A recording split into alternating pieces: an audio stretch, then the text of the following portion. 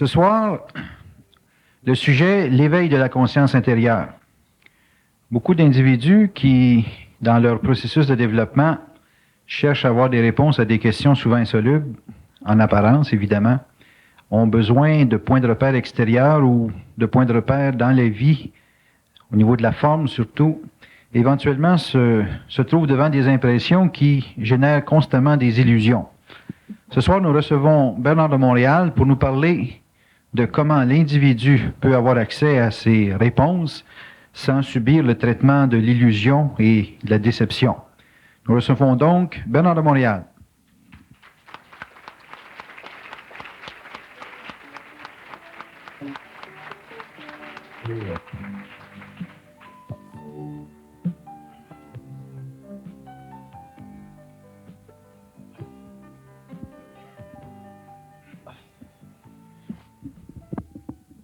Bonsoir Bernard. Bonsoir. La température est bien ajustée. Ce soir, Bernard, l'éveil de la conscience intérieure, l'individu dans sa démarche pour avoir réponse à toutes ces questions, sur quelle dimension de son être peut-il compter pour en arriver à solutionner finalement toutes les questions ou les tensions qui lui sont présentées dans l'existence? Est-ce qu'il y a une réalité à penser qu'on a accès à toutes nos réponses? Est-ce que c'est une réalité de savoir intérieurement qu'on a accès à toutes nos réponses dans la vie? Oui, c'est une réalité de savoir qu'on a accès à toutes les réponses dans la vie. Par contre, l'homme doit comprendre que sa pensée est extrêmement astralisée, dans ce sens que l'homme est loin de sa réalité parce que son plan mental manque de lumière, c'est-à-dire que son plan mental, le taux vibratoire de son plan mental est inférieur à ce qu'il devrait être. Et la cause de ceci, c'est que la pensée humaine, l'homme, quand il pense, elle réfléchit des émotions. Elle réfléchit des émotions qui sont soit d'ordre social, dans ce sens que l'homme puise dans tout le contexte de la pensée sociale des éléments émotifs qui colorent sa pensée, ou qu'il vit des émotions par rapport à lui-même qui colorent son mental et qui l'empêchent d'avoir accès à une vibration supérieure, ou d'où il pourrait tirer toute cette connaissance personnelle et ultimement cette connaissance universelle qui fait partie d'une voyance directe ou d'une voyance parfaite. Il n'y a aucune raison pour laquelle l'homme ne puisse reconnaître en lui-même cette faculté. Ça fait partie de sa nature, ça fait partie de sa nobilité, ça fait partie de sa conscience. Mais l'homme, à ce stage de l'évolution, est considéré un être inconscient, dans ce sens qu'il n'a pas conscience de l'origine de ses pensées. Il réagit à ses pensées. Il n'en connaît pas les mécanismes, les subtilités, les affectations, l'astralisation. Et c'est pour ça qu'il a de la difficulté à prendre connaissance ou à prendre conscience de sa nature mentale supérieure. Est-ce que la réalité dont on parle d'avoir accès à toutes ces réponses, est-ce que ça se rapproche fortement de la médiumnité que l'on connaît, là, de ce qu'on aujourd'hui qu'on considère être des médiums? Est-ce qu'une personne peut s'attendre dans le développement de sa vie à avoir accès à une clairvoyance, à une sorte de médiumnité même de son avenir, lorsqu'il a accès à ces fameuses réponses dans un état de conscience? Il y a deux sortes de médiumnité. Il y a une médiumnité astrale, ouais, et il y a une médiumnité mentale.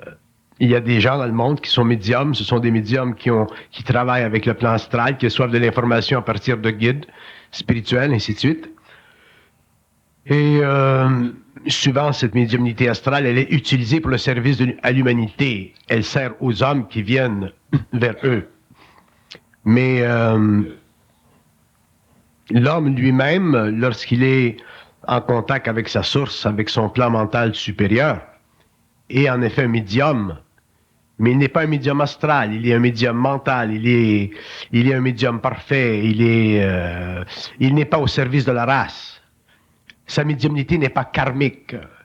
Autrement dit, sa médiumnité n'est pas un métier qu'il utilise ou qu'il vit par rapport à l'expérience de l'âme. Ça fait partie, tout naturel, du contact entre l'origine mentale de sa conscience, où se situe par rayonnement son double, et lui-même. À ce moment-là, l'homme est médium, mais il n'est pas médium, ce n'est pas un médium de service. Ce n'est pas un médium au service de l'humanité. Ce n'est pas un médium dans ce sens qu'il vit une expérience d'âme à travers ou par rapport à d'autres âmes qui sont dans l'invisible. C'est un être qui puise directement à la source de sa conscience universelle ou universalisée. Donc, c'est un homme qui a une connaissance directe selon son rôle, selon sa fonction, selon son plan de vie sur la Terre. Mais est-ce que les informations que le médium qui traite avec l'astral, est-ce que ces informations-là sont exactes dans un bon pourcentage? Il y a des médiums qui peuvent donner à l'homme de l'information exacte, oui. Ça fait partie de leur taux vibratoire, ça fait partie du lien karmique qu'ils vivent avec l'entité qui leur fournit l'information. La médiumnité de service, c'est une médiumnité de relation. Donc, un médium qui a une bonne vibration, qui a une bonne relation, une bonne résonance vibratoire avec une entité ou un guide spirituel dans l'astral peut recevoir de la très bonne information. Et cette information ou la précision de cette information fait partie de sa mission sur la Terre, fait partie de son métier sur la Terre. Par contre, un homme qui vivrait une médiumnité directe avec le plan mental, cette médiumnité-là ne serait plus régie par les lois de l'astral, dans ce sens que, bon, pour expliquer un peu ce que je veux dire, c'est qu'un médium qui reçoit de l'information à partir de l'astral est moins sujet à un contrôle qu'un médium qui reçoit de l'information à partir du plan mental dans un état de fusion. La raison est très simple, c'est que un médium qui reçoit de l'information à partir de l'astral, il la reçoit, et écoutez bien ceci, il la reçoit toujours en fonction des lois de l'astral. Donc, que cette information soit précise ou qu'elle soit moins précise ou qu'elle ne soit pas précise, ça fait toujours partie des lois de l'astral. Admettons que l'information soit précise, elle est précise dans la mesure où le médium la reçoit comme telle, et elle est précise aussi dans la mesure où elle convient aux lois politiques, spirituelles de l'astral sur la Terre. Par contre, un homme qui serait en médiumnité directe avec le plan mental, comme moi je suis par exemple, pourrait facilement voir à travers le truchement d'une médiumnité astrale, et s'il était en contact avec un médium qui ferait une telle médiumnité, pourrait facilement communiquer avec l'entité et ajuster l'information qui vient de l'entité. Donc, à ce moment-là, il deviendrait lui-même, sur le plan matériel, dans un état de fusion consciente, un instrument servant à corriger les entités qui sont dans le monde de l'astral. Parce que, ultimement, l'homme, je parle de l'homme de l'évolution, de l'homme conscient, ultimement, cet homme doit en arriver un jour à véhiculer sur le plan matériel, à tous les niveaux, de la science, que ce soit la science de la spiritualité, que ce soit la science des mondes invisibles, que ce soit la science de la matière, que ce soit la science de l'astronomie ou des mondes. Il doit véhiculer une science qui est parfaite, c'est-à-dire qui n'est pas régie par les lois de l'astral. Donc, effectivement, viendra le temps au cours de l'évolution où l'homme ne sera plus un médium astral, il sera un médium direct, un médium parfait, mais sa médiumnité sera tellement puissante dans ce sens que elle ne sera plus régie par les lois de l'évolution, que tout contact entre cette médiumnité mentale et toute médiumnité astrale serait apte à créer un choc dans le plan astral pour aider les entités dans le monde de la mort à reconnaître que finalement l'homme sur la Terre est entré dans son cycle de mentalité, dans son cycle d'intelligence, dans son cycle d'autonomie incarnationnelle, dans son cycle de médiumnité pure, dans son cycle de maîtrise totale du plan mental, dans son cycle où lui, en tant qu'être planétaire, n'est plus régi par les lois de l'incompétence psychologique du moi astrales, c'est-à-dire des âmes qui, par rapport ou par affiliation avec l'âme incarnée, établissent un pont permettant à l'homme sur la Terre de bénéficier de certaines informations à cause de la lourdeur de ses sens et son incapacité d'avoir accès directement à sa propre lumière, ainsi de suite. Donc, au cours de l'évolution, le contact entre l'homme et l'astral sera brisé complètement, donc nous n'aurons plus de médiums astraux. Par contre, aujourd'hui, dans les temps que nous connaissons, les médiums astraux peuvent être très utiles à l'homme qui est en voie d'évolution, mais viendra un temps où le médium astral ne sera plus utile pour l'évolution de l'homme parce que l'homme lui-même sera devenu un médium mental, c'est-à-dire qu'il aura la capacité de corriger à l'infini les erreurs subtiles et programmées du mensonge cosmique. La conscience, lorsqu'elle s'éveille, est-ce qu'elle doit passer par une forme de médiumnité? La conscience, lorsqu'elle s'éveille, commence à entrer dans une forme de médiumnité. Elle peut entrer dans une forme de médiumnité astrale au début, et avec le temps, elle change de taux vibratoire et éventuellement, elle deviendra une conscience médiumnique mentale. C'est-à-dire que le contact entre l'ego ou l'âme sera fait, non pas à partir des entités, des hautes entités dans l'astral, mais directement avec le double universel qui représente sur le plan mental la source, l'origine même de la radiation de la pensée qui sert à l'évolution du mental humain et au développement de l'intelligence cosmique sur le plan matériel. Bon, est-ce qu'à ce moment-là, lorsqu'on se reconnaît ou on reconnaît une autre personne, un accès à une forme quelconque de médiumnité, est-ce qu'on peut parler à ce moment-là d'un éveil de sa conscience? C'est-à-dire qu'on voit que la personne prend conscience de l'invisible et que c'est à ce moment-là qu'il a comme, entre guillemets, la confirmation de son état dit de conscience dans le sens mental du terme. Est-ce que c'est à ce moment-là, quand on commence à avoir des réponses qui viennent d'un plan subtil, d'un plan invisible, même s'il est astral, est-ce que c'est à ce moment-là qu'on peut dire que l'individu est conscient, là, qui est en éveil de conscience? Oui. C'est à partir de ce moment-là? Oui. Bon. Maintenant, si une personne n'a pas accès à sa médiumnité, mais s'informe énormément au travers de conférences, de livres ou de dialogues avec d'autres personnes, s'informe de beaucoup de choses qui touchent l'occulte, l'invisible, mais qui n'a pas accès vraiment à cette médiumnité-là. À quel niveau est-il au niveau de ce qu'on appelle la conscience? Quelle est cette dimension dans sa démarche, là?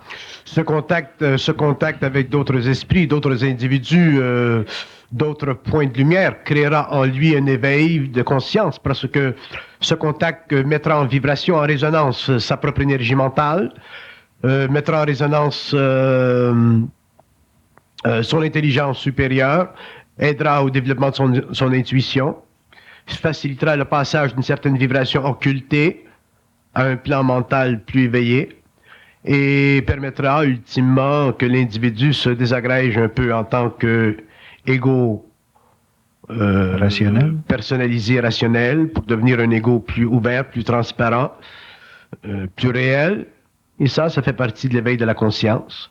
Okay. Et c'est à ce moment-là qu'il aura une sorte de relation avec l'aspect invisible. Est-ce qu'il y aurait deux sortes de médiumnité? Parce que pour les gens spirituels, une médiumnité, c'est une réponse avec une communication intérieure, mais pour une personne pratico-pratique, ça peut peut-être être une stratégie d'affaires ou une vision ou quelque chose du genre, là. Tous les hommes vivent au cours de leur expérience un certain niveau de médiumnité. Tous les hommes reçoivent de l'information. Par contre, un homme qui est très matériel, qui est très orienté en focus sur la matière, a tendance à abrutir ses sens.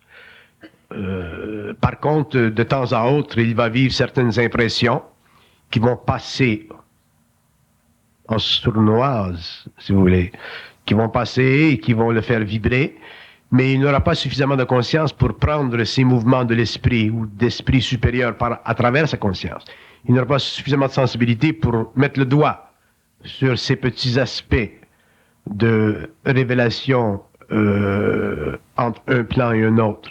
Par contre, s'il rencontre une personne et qu'il dit, et que dans une certaine discussion ouverte, spirituelle, plus occultée, plus hermétique, il verra que ce que la personne lui dit, lui raconte de son expérience, se conforme très très facilement à la sienne. Il verra que lui aussi, il a eu des expériences semblables, parallèles, ainsi de suite. Et là, en discussion avec une personne qui est sensible, il pourra s'ouvrir Le problème, ou ce qui empêche les hommes très matériels de s'ouvrir à l'invisible, c'est que souvent ces êtres-là n'ont pas, pour toutes sortes de raisons, ils n'ont pas suffisamment contact au niveau de la communication, au niveau du langage, de l'échange d'idées. Ils n'ont pas suffisamment contact avec des gens qui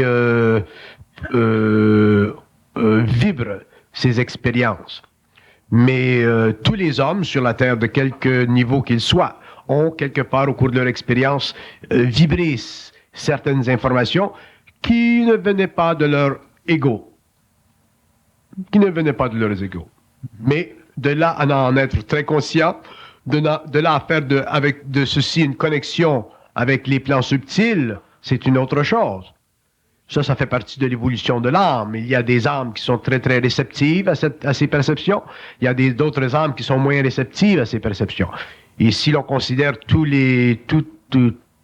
non pas nécessairement les erreurs, mais les superstitions, l'ignorance, les illusions qui ont coloré toute cette expérience humaine depuis des siècles, qu'on englobe dans le concept de la divinisation, et ainsi de suite, c'est normal dans un sens que le type qui est matériel ou didactique ou rationnel ou scientifique ou mécanique s'oppose à une intrusion dans son mental de certaines facultés ou de certaines perceptions ou de certaines notions qui menacent de mettre par terre son objectivité par rapport à l'étude de quoi que ce soit. L'homme a le droit, et d'ailleurs il a non simplement le droit, mais il a aussi raison de se méfier des subterfuges et des manipulations subtiles que l'astral peut manifester à travers certains individus médiumniques, à travers certaines sciences ésotériques, et ainsi de suite. L'homme a besoin réellement de savoir et de comprendre de façon objective, par lui-même, le bien fondé de toutes ces révélations, de toutes ces notions. Sinon, il risque de développer une conscience parallèle, mais une conscience infirmée. Il risque de perdre son objectivité. Et puisqu'il est sur le plan matériel, qu'il doit travailler dans la science, dans la matière, qu'il doit travailler avec ses sens, l'invisible doit être en parfait accord avec le matériel. Et si l'invisible n'est pas en parfait accord avec le matériel, c'est parce que il n'y a pas, ou nous n'avons pas eu, au cours de l'évolution, suffisamment d'instructions ou de mécanismes ou d'outils pour réellement faire une chirurgie astrale. Et d'ailleurs, au cours de l'évolution, nous verrons, en tout cas, là je parle réellement des initiés, les initiés opéreront une chirurgie astrale. Il y aura une transformation du plan astral à des niveaux très très élevés. Il y aura une réorganisation des points d'influence dans l'astral, dans ce sens que il y aura des plans de l'astral qui seront réunis et comprimés ensemble, d'autres plans qui seront totalement séparés, et il y aura une relocalisation astrale des populations, des âmes dans ces plans-là, et ceci permettra finalement qu'il y ait une plus grande résonance entre le plan astral et le plan matériel, mais une résonance basée beaucoup plus sur l'intervention d'âmes avancées que sur l'intervention de n'importe quelle âme qui peut se servir aujourd'hui dans le monde de l'homme comme canal. Autrement dit, si nous voulions tester ou éprouver ou mesurer la validité créative de l'information qui vient de l'astral dans le monde, nous serions très très surpris de voir que l'information qui vient du plan astral à travers les cerveaux, à travers l'homme, planétairement parlant, est inférieure à 10% de la bonne information. Donc, 90% de mauvaise information, 10% de bonne information. Et quand je dis de bonne information, je dis de bonne information.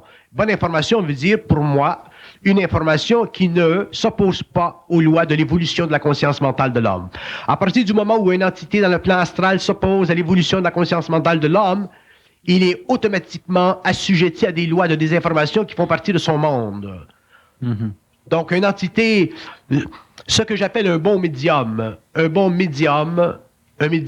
quand je dis un bon médium, je ne parle pas de l'honnêteté du médium, parce que là, quand on parle de médium, de certains médiums, ces gens-là sont au-dessus, sont au-delà de la petite niaiserie humaine. Ce sont des gens qui ne fabulent pas avec l'information qu'ils reçoivent. Ce sont des gens qui ne travestissent pas l'information qu'ils reçoivent. Par contre, ils sont des canaux de cette information, et comme ils sont des canaux de cette information, la responsabilité de l'information, je ne la place pas avec les médiums, je la place avec les entités qui les informent. Donc, ma hargne, ou ma guerre, si vous voulez, n'est pas tellement avec les médiums, mais elle est avec les entités. Mm-hmm. Donc, si je rencontre un médium, moi, personnellement, qui a une entité, ce n'est pas le médium que je vais chastiller, c'est l'entité que je vais éliminer dans sa correspondance avec le médium.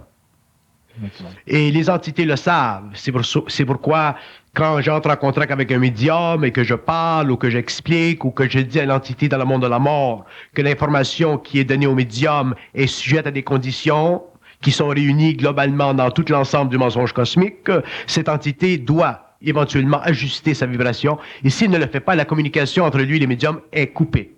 Mm-hmm. Donc, l'homme doit se protéger. L'homme doit se protéger, non pas contre l'homme, parce que ces gens-là, ces médiums, ce sont des gens honnêtes. Souvent, ce sont des gens simples. Souvent, ce sont des gens qui sont plus sophistiqués, comme j'en ai rencontré. Mais ce sont des gens qui sont là à faire un boulot, un travail, un métier qui est sérieux pour eux. Mm-hmm. Mais les entités, ce sont ces entités, les entités qui sont derrière le médium, que nous devons surveiller. Et je vous assure, et d'ailleurs ça fait partie de la fondation de l'instruction, je vous assure que l'homme sur la Terre, dans un état de conscience avancé, mental, surtout l'homme qui est dans un état de conscience en fusion, n'a rien à apprendre du monde de l'astral. Donc si l'astral veut travailler avec l'humanité à travers le canal de la médiumnité, ce qui est très utile, l'astral ne doit pas retarder l'évolution de l'homme.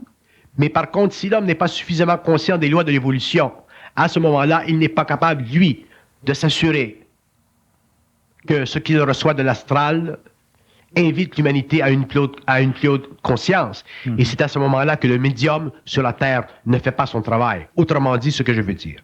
Si vous étiez médium et que je vous disais, bon, mais faites attention à ceci, faites attention à cela, quand on vous dit ceci, demandez cela, allez plus loin, testez, vérifiez, assurez-vous que tout ce que vous recevez comme information venant du plan supérieur convienne parfaitement à votre propre intelligence. À ce moment-là, vous ne faites pas votre boulot et à ce moment-là, vous êtes susceptible, au cours de votre expérience, d'être rejeté de ce grand courant d'énergie médiumnique qui s'éveille aujourd'hui dans le monde et qui servira demain à donner naissance dans le monde pour une multitude d'hommes à des points d'information suffisamment avancés, intelligents, créatifs, non opposés à l'évolution de la conscience supramentale sur la Terre, et qui aidera certainement l'humanité à parcourir un très long chemin d'évolution jusqu'à ce que l'homme en arrive éventuellement à une pleine conscience.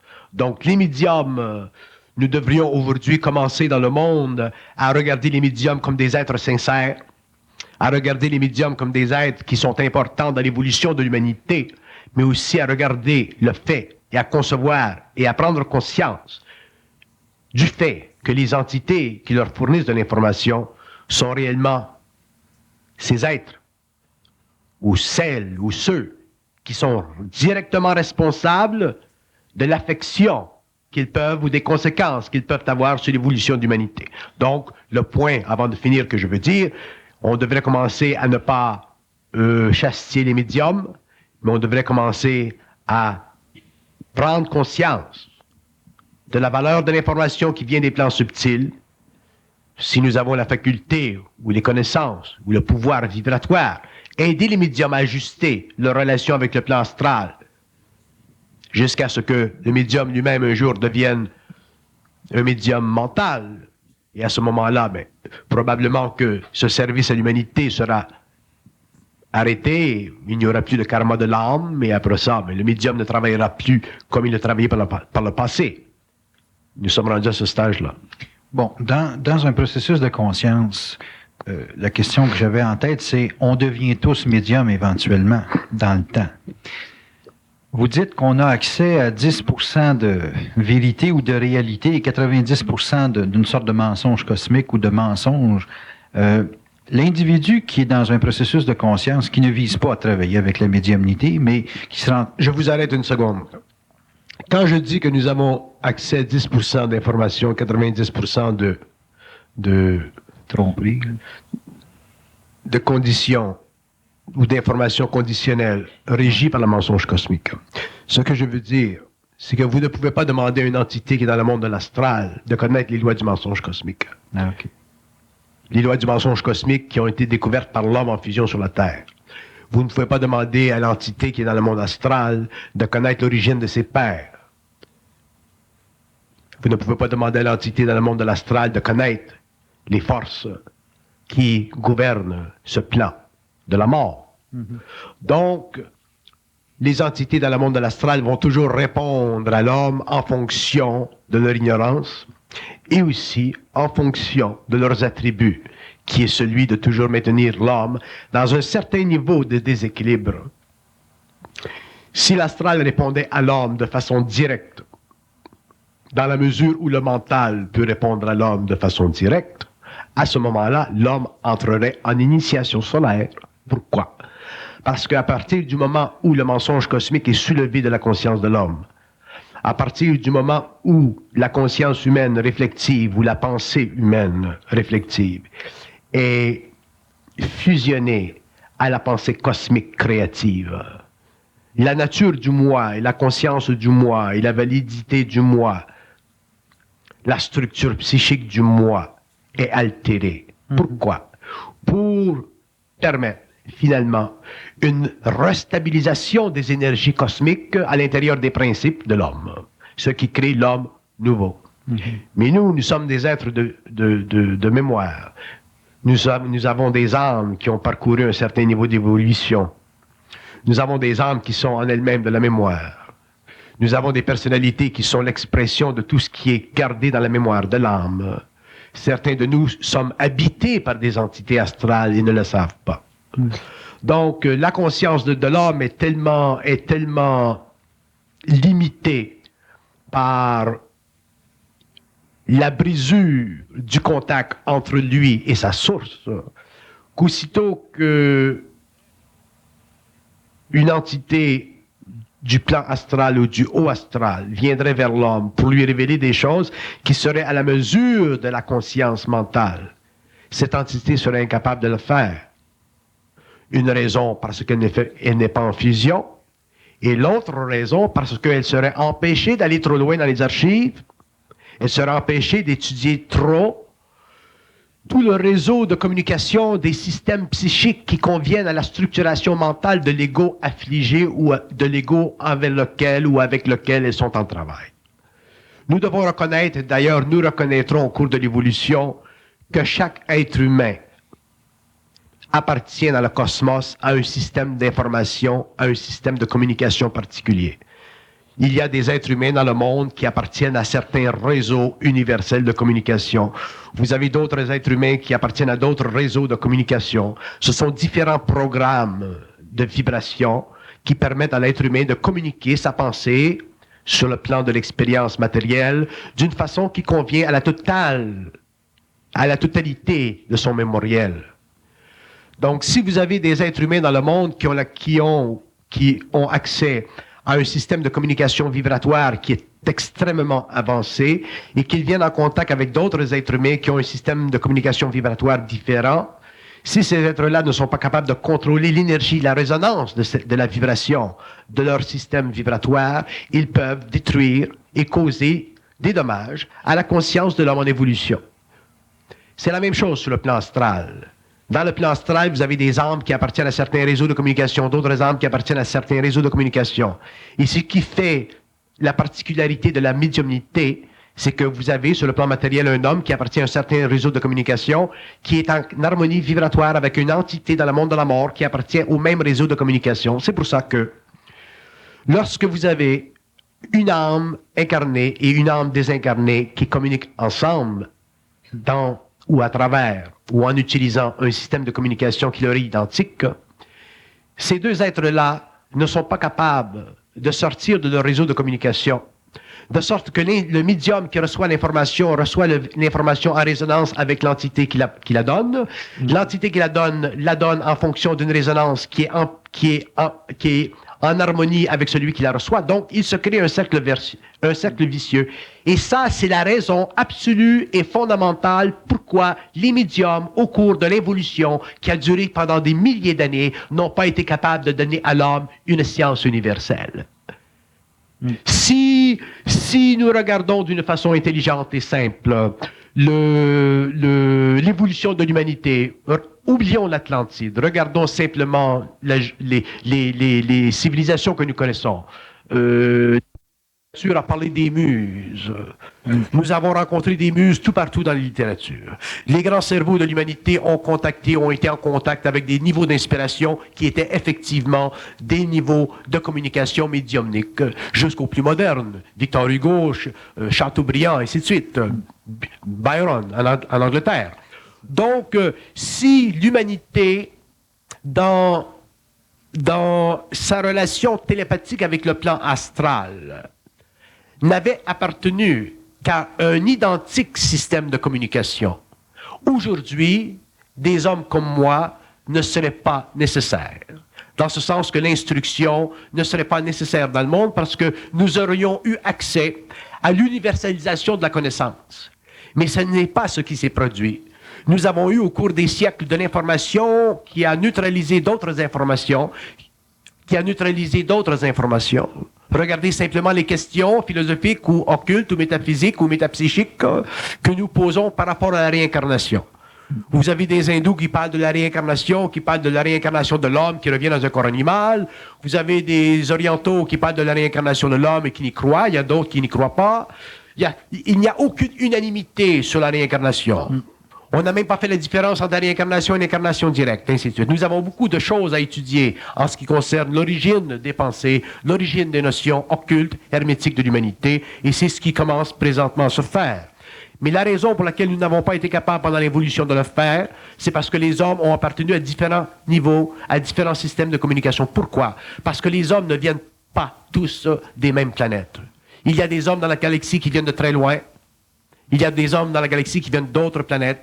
Donc, tout ce système de communication psychique qui fait partie de la vibration et de la résonance originale de ces planètes a été converti au cours de l'évolution en une mentalité qui, aujourd'hui, à la fin du 20e siècle, nous garde dans une impuissance aussi réelle et affective que celle que nous avons connue il y a 2000 ans.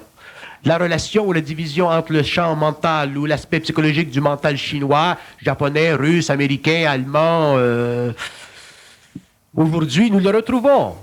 Pourquoi? Parce qu'il n'y a pas de conscience universelle. Pourquoi est-ce qu'il n'y a pas de conscience universelle? Parce qu'il n'y a pas, sur notre planète, une humanité qui, à travers ses incarnations, a réussi finalement à universaliser la communication, c'est-à-dire à recevoir de l'information venant des plans psychiques qui serait universelle, c'est-à-dire d'un même réseau.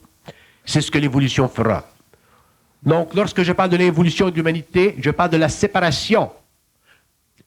Je parle de la séparation des systèmes de communication.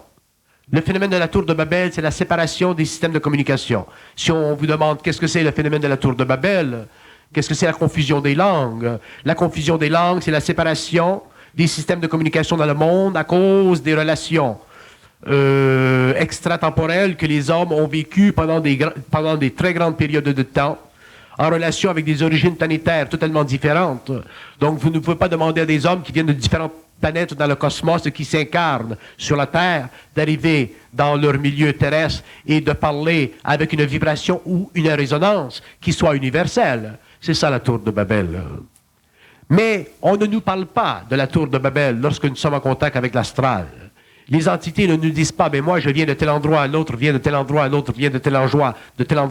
On a toujours l'impression, et on nous donne toujours l'impression que le monde astral ou les sphères spirituelles sont des sphères réellement unanimes, que ce sont des sphères réellement universelles, que ce sont des sphères réellement qui ont comme, non pas comme responsabilité, mais comme dépôt ou comme mandat, celui d'élever la conscience de l'homme. Moi, je sais très bien que la fonction des sphères spirituelles sur la Terre n'est pas d'élever la conscience de l'homme, c'est de garder l'homme dans la conscience spirituelle afin de manipuler sa vibration, afin de garder en otage psychique des hommes d'une même nation ou d'un même groupe psychique qui vient d'une planète originale. Donc, dans le monde de l'astral, les entités qui communiquent avec les médiums ont la fonction de garder en résonance un certain nombre d'individus dans le monde en fonction ou par rapport à un réseau de communication psychique qui fait partie d'autres planètes, d'où l'homme qui aujourd'hui est sur la Terre vient originalement. Donc, le monde astral, pour moi, c'est un monde qui est totalement anti-homme, anti-intelligence. C'est un monde qui est effectivement spirituel parce qu'il a servi à l'évolution de la spiritualité sur la Terre, mais la spiritualité sur la Terre est simplement une étape dans la convulsion des sphères. C'est simplement une étape dans l'évolution des sphères. C'est simplement une étape dans l'évolution de l'intelligence. C'est simplement une étape dans la transformation de la lumière de l'homme et dans la réorganisation psychique de son moi. Et éventuellement, lorsque l'homme sera amené à une conscience réellement universelle, c'est-à-dire que lorsque l'homme sera un médium parfait, lorsque l'homme sera capable de passer directement à travers l'astral et ne pas être arrêté dans sa conscience mentale par une résonance qui pourra, à travers toute la mécanique des coques astrales, infecter sa conscience personnelle, l'homme aura accès à sa source universelle qui est en dehors du plan de la mort, donc qui n'est pas régie par les lois systémiques de la communication. Le plus grand danger de l'homme sur la Terre, il ne s'agit pas pour vous dans la salle de comprendre ce que je dis, ce n'est pas important. C'est simplement la vibration qui est importante. Dans le temps, vous comprendrez par vous-même ces choses-là. Si vous vous attaquez intellectuellement à ces notions, vous perdez votre temps. Ce que je disais, c'est que dans l'évolution de la conscience de l'homme, éventuellement, il sera nécessaire pour lui d'en arriver à pouvoir communiquer universellement avec les hommes. Mais pour que l'homme puisse faire ça, il faut qu'il ait accès à une vibration universelle. Pour qu'il ait accès à cette vibration universelle, il faut qu'il sorte du réseau particulier de ses incarnations antérieures. Qu'est-ce que vous entendez par sortir du réseau? Sortir du réseau particulier de ses incarnations antérieures, ça veut dire sortir du karma de sa race. Ça veut dire sortir de ses liens avec la race. Ça veut dire sortir de la mémoire de la race. Ça veut dire entrer dans l'identité de sa propre conscience universelle. Ceci créera la transmutation, initiera l'homme à son initiation solaire, amènera l'homme à un niveau de vibration, de résonance vibratoire suffisamment dégagé de tout le mémorial racial auquel il a participé pendant l'évolution et fera de lui un être universel. Donc à ce moment-là, s'il va en Chine, s'il va en Russie, s'il va aux États-Unis, s'il va en Allemagne, s'il communique avec des hommes, de quelque acabit ou de quelque source, ou de quelque racine que ce soit, il pourra être compris et il pourra les comprendre parce qu'à ce moment-là, il ne sera plus régi par une programmation systémique, il sera plutôt maître de la pensée et pourra lui-même créer une nouvelle programmation à la mesure de sa faculté, à la mesure de sa lumière, à la mesure de sa résonance. Donc l'homme deviendra à ce moment-là créateur.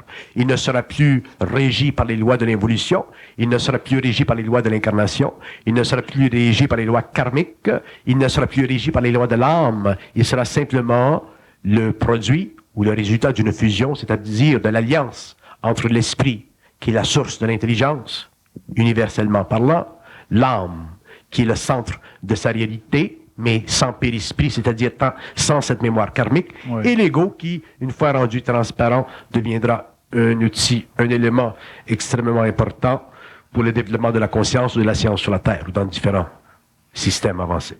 Bernard, est-ce que c'est utopique de penser que, par le biais d'une instruction comme vous donnez, ou par une forme quelconque de développement intérieur que des gens font comme démarche, est-ce que c'est possible de pas avoir d'information astrale puis d'avoir accès directement à une information mentale? Oui. C'est possible, ça. Oui, On n'est pas obligé d'avoir une médiumnité astrale. Non, effectivement, vous avez entièrement raison. Il y a des hommes qui... ça peut être temporaire, mais effectivement, il y a des hommes qui n'ont pas besoin de recevoir de l'information psychique. Ils le sentent. Donc, que vous receviez une information sur le plan de la télépathie, ou que vous receviez de l'information à travers des centres psychiques sensibles qui font partie de votre être, que vous pouvez reconnaître, ou que vous receviez de l'information dans la vibration, dans la résonance de votre énergie en mouvement. Un homme qui est dans sa lumière, dans son énergie, dans sa science, dans sa conscience, il le sait. Il y a une sorte de certitude qui s'imprime. Il y a une sorte de dépassement de son être-té qui se manifeste. Il y a une sorte d'autorité créative qui fait partie de toute sa conscience. Il y a une sorte d'autonomie extraordinaire. Il y a une sorte d'unicité dans son particularisme qu'il vient avec le temps à reconnaître, qu'il arrive avec le temps à ne plus douter. Et ça fait partie de l'ajustement de ses corps subtils. Et puis, il a la même conscience de l'invisible à travers cette attitude. Il a une sensibilité à l'invisible. Il y a une sensibilité par rapport à l'invisible. Il n'a pas nécessairement la capacité de communiquer avec l'invisible, qui est une autre fonction, qui ne lui est pas dévolue, parce que ce n'est pas nécessaire pour quelque raison que ce soit. Mais il est sensible à l'invisible. Il peut avoir une très grande sensibilité aux lois occultes de l'invisible, et ainsi de suite. OK. Bon, cette sensibilité-là, dans quelle mesure elle est efficace pour prendre une décision? Parce que la grande question qui me revient souvent par rapport aux gens, c'est intéressant l'information, mais est-ce qu'on peut prendre une décision? Est-ce qu'on peut agir avec l'information? C'est intéressant ça. C'est très, très intéressant. Je ne crois pas que l'homme... Je me rappelle, il y a plusieurs années, lorsque j'ai vécu la fusion, je demandais... Quel est le but de la fusion? Est-ce que le but de la fusion, c'est de me rendre intelligent? Et on m'a répondu non. On m'a répondu que le but de la fusion, c'était de me donner de la clarté. Si on a de la clarté, l'intelligence vient de soi. C'est facile d'être intelligent, mais ce n'est pas facile d'avoir l'esprit clair. Donc, pour répondre à votre question concernant les questions que l'homme peut se demander en médiumnité ou par rapport à des médiums ou par rapport à l'invisible, un être peut regarder ce qu'il reçoit de l'invisible en tant que science explicative. L'invisible, nous devrions regarder ou avoir un contact avec l'invisible pour regarder ce que nous faisons. Mais ce n'est pas à l'invisible où nous ne devrions pas prendre de décision à partir de l'invisible. Nous devrions regarder ou utiliser la lumière qui vient de l'invisible pour jeter de la lumière sur notre table et regarder le jeu de nos cartes. Mais les décisions que nous prenons ensuite peuvent être plus intelligentes. Mais les décisions doivent être prises par nous. Un homme qui prendrait des décisions à partir de l'invisible, qui s'assujettirait à un commandement venant de l'invisible, vivrait une initiation. Parce que les valeurs de l'invisible, que ce soit sur le plan astral ou que ce soit sur le plan mental, ne sont pas les mêmes qu'ici. Donc, je ne dis pas qu'un jour l'homme ne pourra pas travailler ou ne pourra pas prendre un commandement à partir de l'invisible. Oui. Mais pour qu'un homme puisse faire ceci, il faut qu'il soit réellement très conscient, qu'il soit réellement très conscient. À ce moment-là, l'invisible, il n'a plus rien à apprendre sur le plan matériel. Il n'est plus dans l'expérience de l'âme, il devient un être créateur. Oui, à ce moment-là, ça fait partie de ses pouvoirs. Ça fera partie des pouvoirs de la lumière de l'homme sur la Terre. Mais jusqu'à ce que l'homme soit rendu à cette étape de l'évolution de sa conscience, dans la mesure où il traite à l'invisible, qu'il se serve de la lumière qui vient de l'invisible pour étudier, pour regarder d'une façon beaucoup plus limpide ces aspects opaques, mais qu'il ne recherche pas de l'invisible, de l'information, qui serait susceptible à l'état où il est, ou à l'âge où il est, de l'amener à rechercher le pouvoir. Le danger de l'homme qui n'est pas conscient, c'est toujours le pouvoir, parce que le pouvoir fascine. Et un homme qui trafiquerait avec l'invisible astral pour recevoir de l'information, pour prendre des décisions sur la Terre, à partir de cette information, pourrait en arriver éventuellement à rechercher le pouvoir si l'information est précise, et c'est là qu'il pourrait se brûler. Donc, si on me demande généralement, est-ce qu'on doit prendre des décisions à partir de l'invisible? Je dirais non, on doit prendre des décisions à partir de nous-mêmes, mais se servir de la lumière de l'invisible pour regarder les différentes questions, les différentes alternatives qui peuvent nous être utiles dans la décision que nous devons prendre. Bernard, quand on parle de prendre une décision par nous-mêmes, avec tout ce que j'ai absorbé comme information, j'en viens me demander c'est quoi nous-mêmes, parce que le mental est tellement manipulé par toutes sortes de sources. On parle de l'esprit, on parle de l'astral. Le nous-mêmes, quand je parle de nous-mêmes, un nous-mêmes conscient, c'est un nous-mêmes qui est équilibré. Parce que n'oubliez pas une chose, quelle que soit la relation de l'homme avec les plans invisibles, éventuellement, si l'homme doit en arriver à une autonomie, à une conscience intégrale, à un moi universel, à une volonté, à une intelligence, à un amour cosmique, si l'homme doit en arriver un jour à être réellement maître du mental, il faut qu'il en arrive à vivre ou à connaître l'équilibre entre l'invisible et le matériel. Et c'est ce qui se passera. Une fois qu'il y a équilibre entre l'invisible et le matériel, entre l'âme et l'esprit, à ce moment-là, nous pouvons dire que l'homme prend ses décisions, parce que ce qui est en haut est en bas. Mais lorsqu'il y a déséquilibre entre l'invisible et le matériel, l'homme n'est pas libre. Il est influencé dans ses émotions, dans son mental. Et à ce moment-là, le nous n'est pas un nous réel, ou le moi n'est pas un moi réel. C'est un moi expérimental, c'est une conscience expérimentale. Mais lorsque l'homme est réellement équilibré dans sa conscience, et que les forces occultes de sa conscience n'ont pas plus de pouvoir sur lui que lui sur elle, et que c'est un échange intégral, l'homme le sait, les forces le savent, et lorsque l'homme prend une décision sur le plan matériel, cette décision, elle fait partie de son moi universel, attentif à la contrepartie cosmique, comme la contrepartie cosmique est présente dans la contrepartie matérielle. À ce moment-là, il n'y a plus de problème d'identité, il n'y a plus de problème d'illusion, il n'y a plus de problème de miroir. Ce que l'homme fait ici, c'est ce qui doit être fait. Il le sait. Il n'a aucune hésitation. Il a une certitude absolue, et ainsi de suite. Mais ça fait partie de l'évolution. Oui. Bon, vous dites qu'il y a c'est parce que j'essaie de situer les influences dans un processus de décision. On a les sources d'influence astrale, ça c'est assez bien identifié. Ça ne semble pas être nous. Ça orbite autour de nous, mais ce n'est pas nous. Ce n'est pas nous, mais ça fait partie de notre vibration. N'oubliez pas que les influences qui viennent du plan astral font partie de notre vibration. Je donne un exemple, par exemple, je donne l'exemple d'une personne qui aurait tendance à être jalouse. Sa jalousie est une influence astrale. Elle fait partie de l'habitat astral. C'est une entité astrale qui l'habite, cette personne. Donc, à ce moment-là, son comportement sur le plan humain, il est en relation vibratoire avec cette entité. Mais pourquoi cette entité l'habite-t-elle? Parce que dans une autre vie, il y a eu expérience entre ces deux personnes-là. Donc, l'entité aujourd'hui se revanche, et la personne ici, sur le plan matériel, en vit la conséquence. Ça fait partie du karma des âmes. Okay. Mais c'est une manipulation. C'est une manipulation. Donc, c'est extérieur à la personne. C'est une manipulation qui est extérieure à la personne, mais qui fait partie du karma de la personne. Est-ce qu'à ce moment-là, on considère ça que c'est vital à la personne?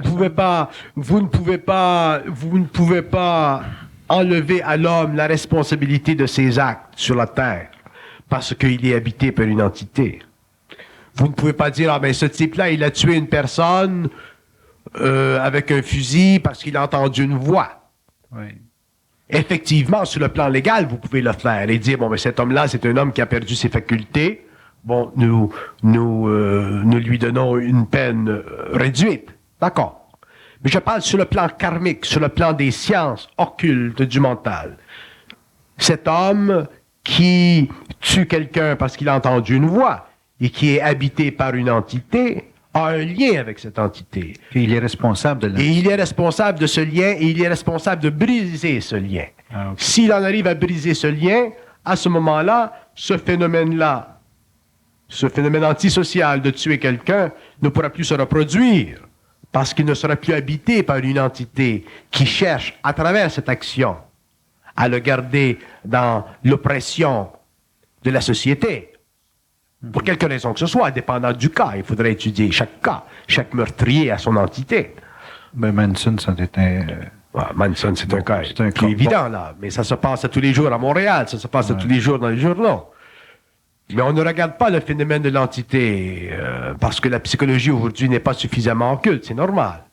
Mais on a quand même l'impression que quand on parle d'une entité, on parle de quelque chose qui est extérieur à nous. Quand on parle d'une entité, on parle d'une âme qui est dans le plan astral, qui est dans le même monde que nous. Lorsque nous mourrons, nous retournerons. Donc le plan astral, c'est un monde qui est en résonance vibratoire avec notre conscience personnelle. C'est tout là la mystique occulte de la conscience humaine. C'est ce que la psychologie classique s'est refusée de comprendre et c'est ce qu'elle sera obligée un jour de comprendre. Il se produit dans le monde aujourd'hui des textes ou des documents cinématographiques, des documents littéraires qui commencent à inviter l'humanité à regarder le phénomène de l'homme d'une façon différente. Regardez les films qui se produisent dernièrement. Il y a un film que j'ai vu tout dernièrement qui nous donne accès à une certaine perception valable de la réincarnation, ainsi de suite. Il y a des films. Donc, et le cinéma, cette industrie cinématographique devient de plus en plus créative, devient de plus en plus hermétique. Et vous verrez au cours des années qui viennent des films extraordinaires qui expliqueront la nature de la vie sur la Terre ou dans le cosmos d'une façon totalement aberrante, si nous la comparons avec ce que nous avons connu de Kéten par le passé. Donc, il y a des grands mouvements dans le monde sur le plan de l'idée, sur le plan de la créativité, sur le plan de la gestion de l'information. Donc, en ce qui concerne la psychologie, les psychologues, c'est la même chose. Il y a des psychologues qui s'avancent, qui commencent un petit peu à regarder des domaines plus marginaux. Mais ça dépend de chaque psychologue, ça dépend de l'évolution de sa propre âme. C'est tout un phénomène d'âme, c'est tout un phénomène de karma, de résonance, ainsi de suite. Bon, je veux quand même faire un point, là. Disons que je vais pousser ma question plus loin. Le double, est-ce qu'il a la relation avec l'ego matérialisé? Est-ce qu'il a une relation similaire à celle de l'âme désincarnée qu'on parle d'être une entité? Est-ce que c'est le même type de nature de relation? En d'autres termes, l'entité, c'est une âme, mais nous, on a une âme. Donc, il y a deux âmes. Ils sont en résonance, mais il y a deux âmes. Est-ce que le double, c'est nous, ou le double, c'est une partie qui est extérieure à nous et avec lequel on doit traiter ou couper des liens ou établir un lien de la même façon qu'on a avec l'entité? Le double, mon cher, c'est l'esprit. Ce qu'on appelle l'esprit. Je déteste ce mot, mais nous sommes obligés aujourd'hui de l'utiliser, bien qu'il a été galvaudé pendant des siècles. De même pour le mot âme. Nous sommes des âmes incarnées. Qui peuvent être habitées ou non. Mais qui ont tous un lien avec le plan mental, c'est-à-dire avec un esprit. Il n'y a aucune âme sur la Terre qui n'a pas une connexion avec un esprit. Une âme qui n'a pas de connexion avec un esprit, c'est ce que nous appelons un animal. Donc, un animal, ça ne pense pas.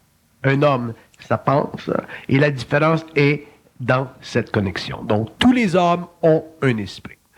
De là à ce que les hommes puissent communiquer télépathiquement, télépsychiquement avec leur esprit, ce qui est inévitable au cours de l'évolution, aujourd'hui n'est pas possible parce que nous faisons partie de l'évolution. C'est-à-dire que nous sommes beaucoup plus reliés au monde de la mort qu'au monde de la lumière. Nous avons beaucoup plus de relations télépathiques, sensibles, avec des entités astrales qu'avec des êtres de lumière qui ne sont pas incarnationnels ou réincarnationnels, qui ne sont pas des âmes.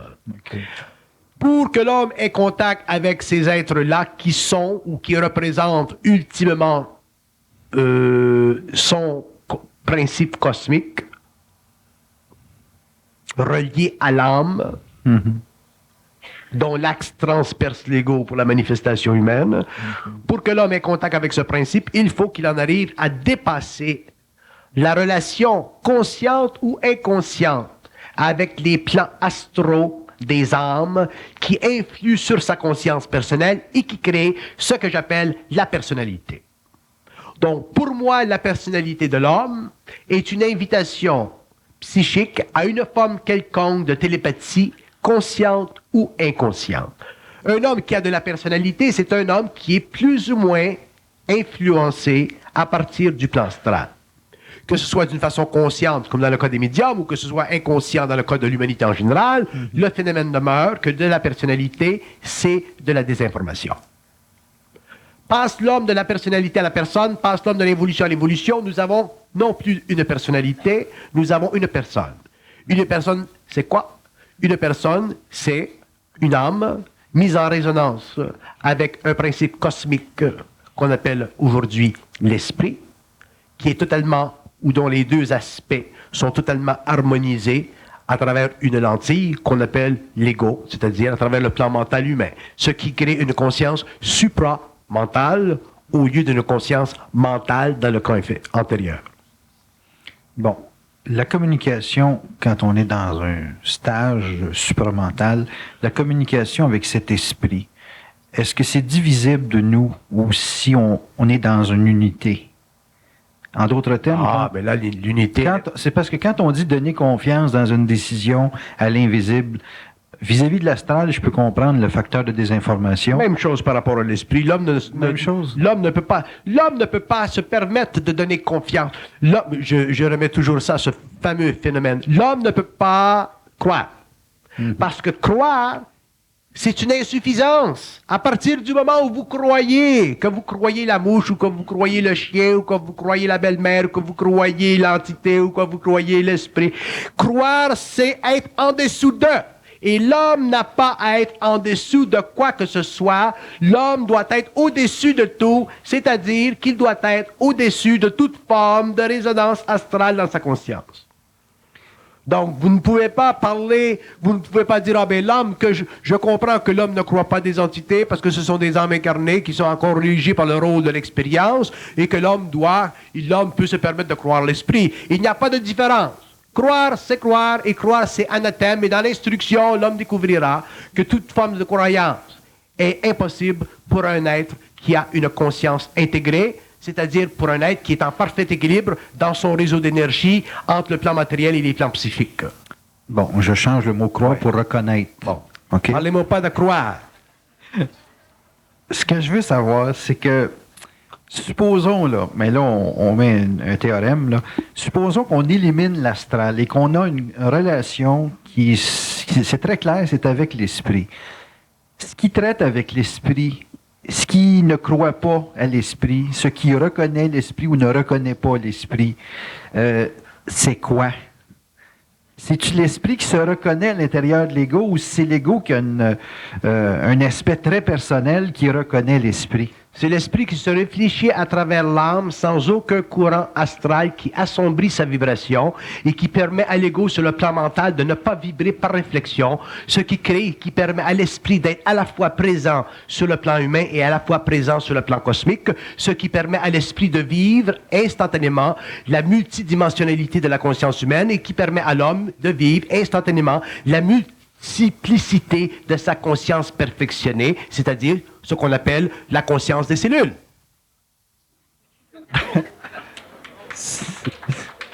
C'est la meilleure réponse que j'ai jamais eue pour pouvoir résoudre ce problème-là. C'est une des réponses. Oui, il y a plusieurs réponses. Il y a toutes sortes de réponses. Une dernière. Oui. Une autre réponse, mais une dernière, sur le même thème.